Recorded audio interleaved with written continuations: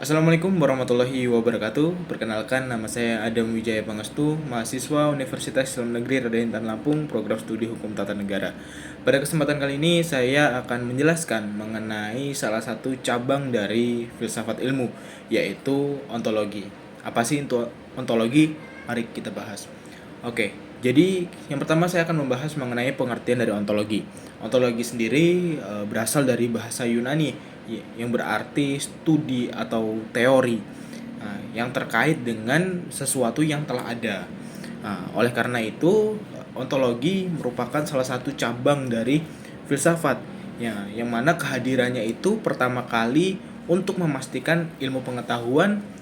Atas dasar itulah sebabnya semua filsuf Yunani kuno berurusan dengan ontologi. Bahkan filsuf Sokrates adalah ahli ontologi yang mencoba menentukan apa yang ada dan apa yang tidak. Nah, misalnya Empedokles yang hidup pada tahun 490 hingga 430 sebelum Masehi mengatakan bahwa ada 4 elemen universal, yaitu bumi, air, api, dan udara yang digerakkan oleh kekuatan, cinta, dan kebencian. Nah, semua hal di dunia lahir dari hubungan 6 entitas ini.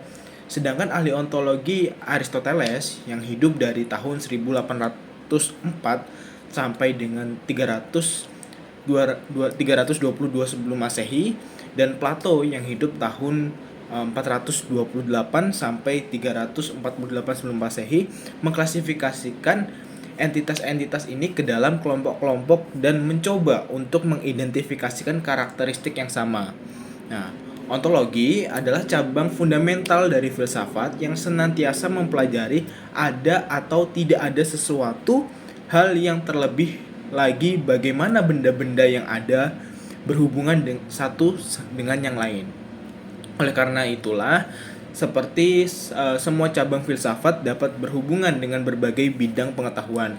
Misalnya saja dalam hal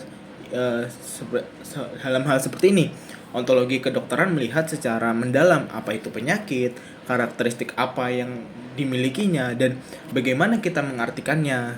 Nah, ontologi hukum mengkaji ciri-ciri hukum dan apa yang membedakannya dari sistem lain. Nah, eh, seperti adat istiadat. Nah, akhir-akhir ini ontologi ilmu komputer semakin berkembang pesat. Ini mempelajari entitas yang ada dalam bidang ilmu komputer dan bagaimana mereka berhubungan satu sama lain. Adapun pendapat ahli mengenai definisi ontologi sendiri itu bermacam-macam. Yang pertama ada Aristoteles. Nah, Aristoteles ini berpendapat bahwasanya ontologi adalah rangkaian pembahasan tentang hal ada sebagai hal ada. Maksudnya, hal ada sebagai demikian, mengalami perubahan dalam sehubungan objeknya. Lalu yang kedua ada Bakhtiar. Nah, Bakhtiar ini berpendapat bahwasanya pengertian ontologi adalah sebagai ilmu yang membahas tentang hakikat yang ada, sebagai suatu ultimate reality, baik yang mempunyai bentuk jasmani atau konkret maupun tentang rohani ataupun abstrak. Lalu yang ketiga ada Surya Sumantri. Nah, yang berpendapat bahwa arti ontologi adalah ilmu pengetahuan tentang apa yang ingin kita ketahui, seberapa jauh kita ingin tahu, atau dengan kata lain sesuatu pengkajian terhadap teori tentang ada. Nah, itulah pengertian dari ontologi. Lalu yang selanjutnya adalah sejarah perkembangan ontologi. Nah, tokoh Yunani yang memiliki pandangan yang bersifat ontologis adalah Thales, Plato, dan Aristoteles. Nah, Thales misalnya melalui perenungannya terhadap air yang ada di mana-mana sampai pada kesimpulan bahwa air merupakan substansi terdalam yang merupakan asal mula dari segala sesuatu. Yang penting bagi kita sesungguhnya bukanlah ajaran yang mengatakan air itulah asal mula segala sesuatu, melainkan pendiriannya bahwa mungkin sekali segala sesuatu berasal dari satu substansi berkala. Demikian dikutip dari publikasi tulisan Fathul Mubin dalam filsafat modern, ditinjau dari aspek ontologis, epistemologis, dan aksiologis. Nah, ontologis adalah cabang filsafat yang membahas tentang hakikat keberadaan, realitas, dan eksistensi. Nah, perkembangannya telah melalui berbagai tahap dari era klasik hingga era kontemporer. Nah, saya akan membahas satu persatu, yaitu yang pertama pada era klasik, yaitu pada filsafat Yunani kuno. Nah, Parmenides yang hidup pada tahun 515 sampai 450 sebelum Masehi menganggap bahwa keberadaan itu tetap dan tidak berubah. Ia menolak gagasan perubahan dan melihat realitas sebagai satu kesatuan yang abadi. Nah, yang kedua ada Plato yang hidup tahun 427 sampai 347 sebelum Masehi, mengembangkan teori dunia ide atau theory of forms, di mana dunia fisik hanyalah bayangan dari realitas sejati yang bersifat abadi dan tidak berubah. Lalu yang ketiga ada Aristoteles yang hidup pada tahun 384 sampai 322 sebelum Masehi, yang mana dia mengkritik Plato dan mengembangkan konsep substansi sebagai dasar keberadaan.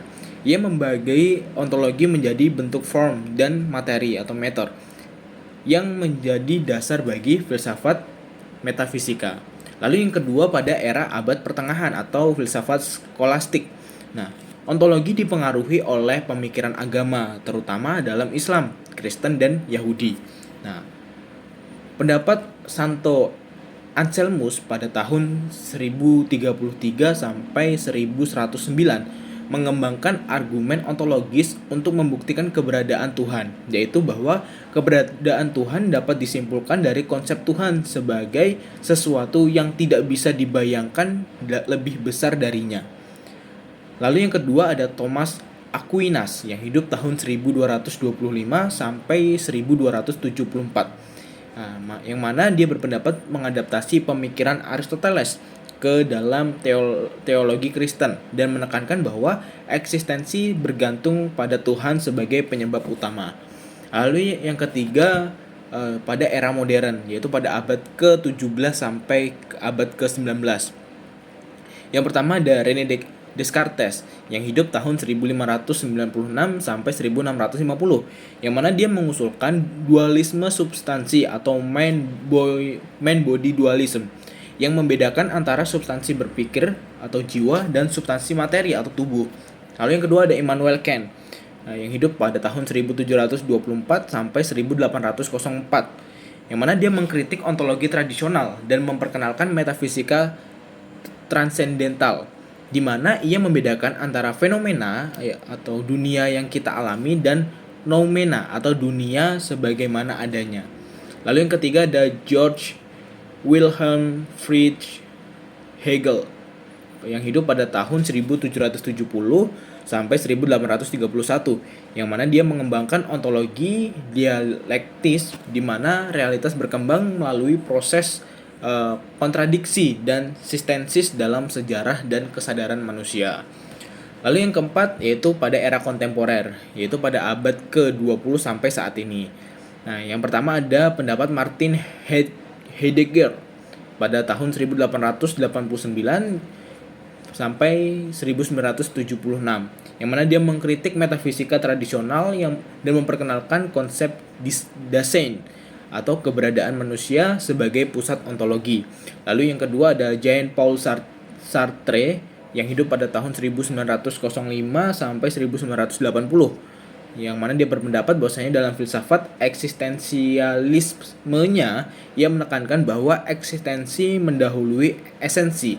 Artinya manusia tidak memiliki sifat bawaan dan harus menciptakan maknanya sendiri.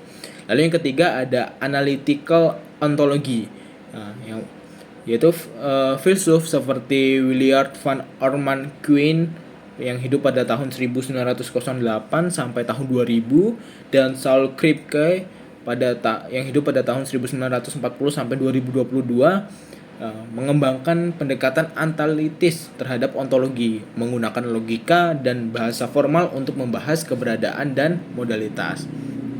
Nah, itu tadi sejarah perkembangan ontologi. Lalu yang ketiga yaitu aliran-aliran dalam ontologi. Nah, beberapa aliran dalam bidang ontologi yakni ada monisme, dualisme, materialisme, idealisme, dan ada agnositisme. Nah, baik, saya akan membahas satu persatu, yaitu yang pertama ada monisme.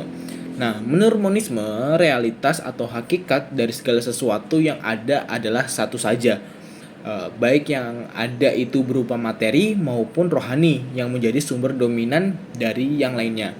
Filsuf-filsuf yang mengembangkan cara berpikir ini yaitu ada Thales, terus ada Demokritos dan Anaximander, Plato dan Aristoteles.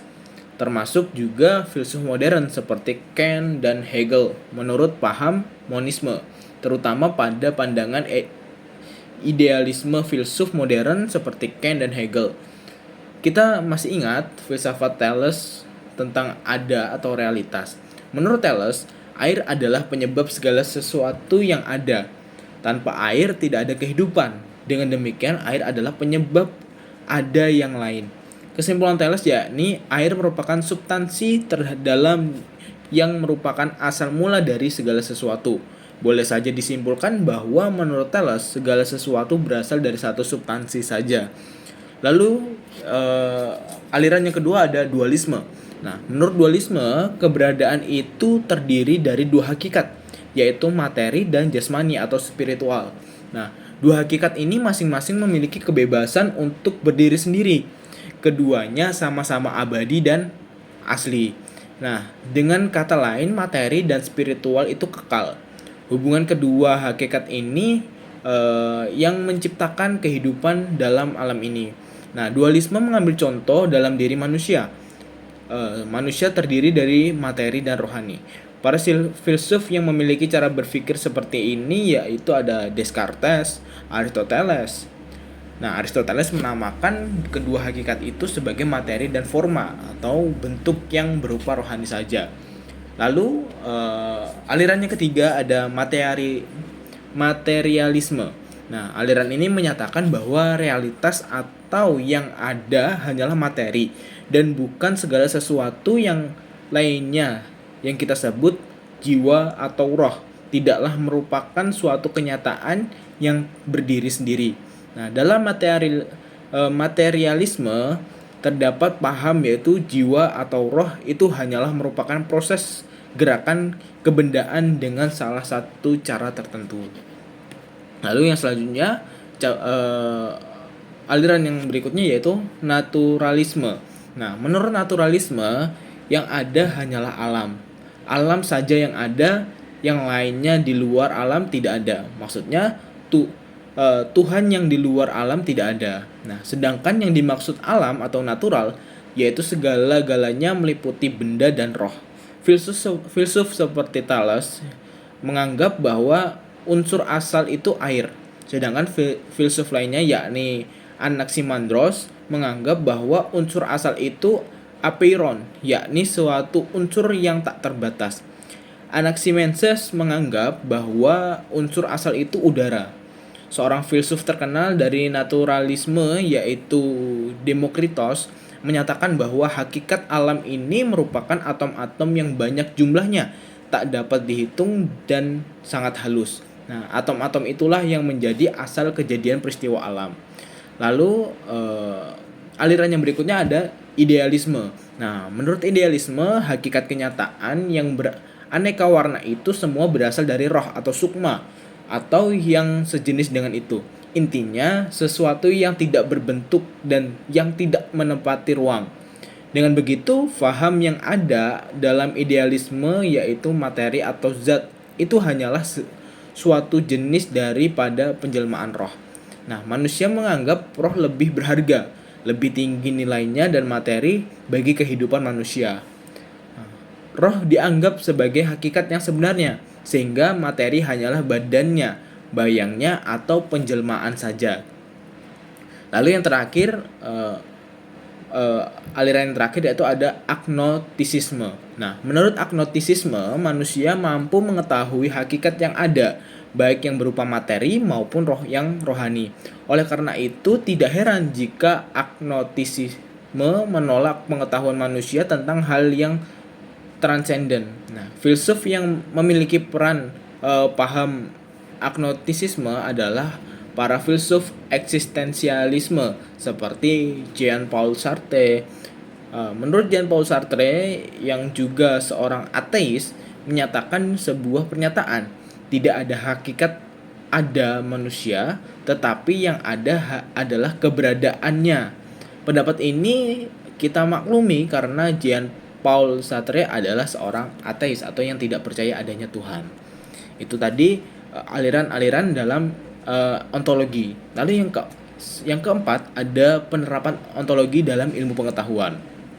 Nah, ontologi dalam ilmu pengetahuan berperan sebagai dasar konseptual yang membantu dalam memahami realitas dan hubungan antar objek dalam suatu bidang ilmu.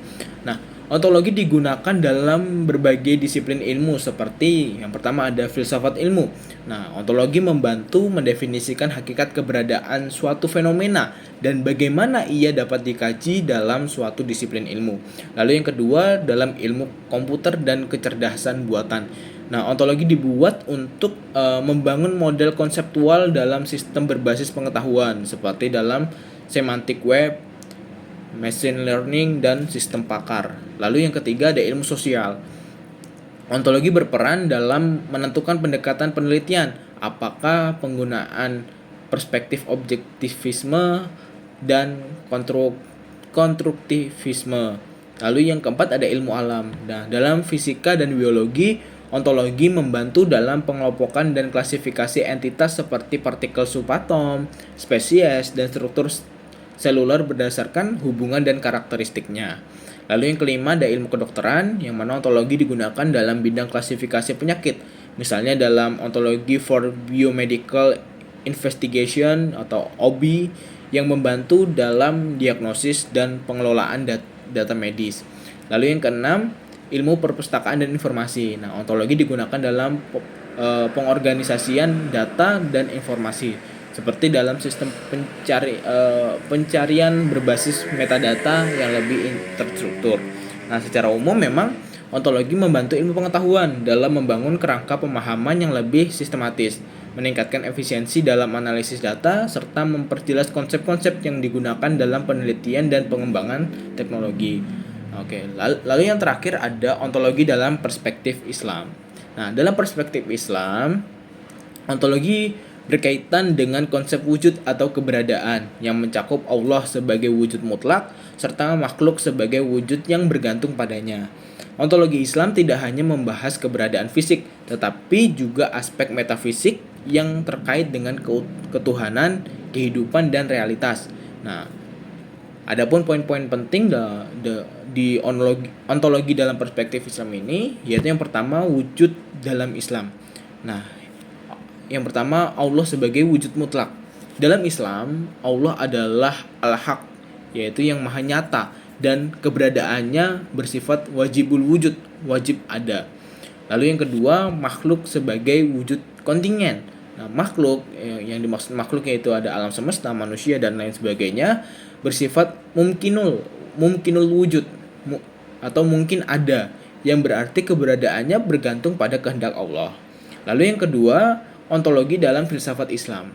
Nah, menurut pendapat Al-Kindi, Al-Farabi, dan Ibnu Sina mengembangkan ontologi berbasis filsafat Aristotelian dengan konsep wujud dan mahiyya atau esensi, di mana wujud atau eksistensi diberikan oleh Allah. Lalu yang kedua menurut Ibnu Arabi, yang mana beliau mengembangkan konsep wahdatul wujud atau kesatuan wujud, yang menyatakan bahwa segala sesuatu hanyalah manifestasi dari wujud Allah. Lalu yang ketiga yaitu menurut Mulla Sadra, yang mana beliau mengembangkan teori asalatul wujud atau keberadaan lebih fundamental dari esensi dalam filsafat hikmah muta'aliyah. Lalu yang ketiga, ontologi Islam dan ilmu pengetahuan. Nah, dalam Islam, ontologi tidak hanya membahas hakikat realitas, tetapi juga bagaimana ilmu pengetahuan harus sejalan dengan wahyu dan akal. Nah, beberapa implikasinya yaitu yang pertama ada sains Islam. Nah, keberadaan alam semesta dipandang sebagai tanda-tanda atau ayat Allah yang dapat dikaji melalui ilmu pengetahuan. Lalu yang kedua ada epistemologi Islam. Ya, ilmu diperoleh melalui wahyu, akal, dan pengalaman, sehingga realitas tidak hanya terbatas pada aspek fisik, tetapi juga mencakup spiritual. Lalu yang ketiga, etika dan sains. Nah, ontologi Islam menekankan bahwa ilmu harus digunakan untuk kemaslahatan manusia, bukan sekedar eksplorasi tanpa batas, eksplorasi bebas tanpa batasan moral. Nah, secara keseluruhan, ontologi Islam memberikan landasan bahwa realitas tertinggi adalah Allah, sedangkan alam semesta dan manusia hanyalah manifestasi dari kehendaknya. Perspektif ini membentuk cara pandang dan ilmu pengetahuan, filsafat, dan kehidupan secara umum. Nah, baik, mungkin itu saja penjelasan dari saya mengenai ontologi.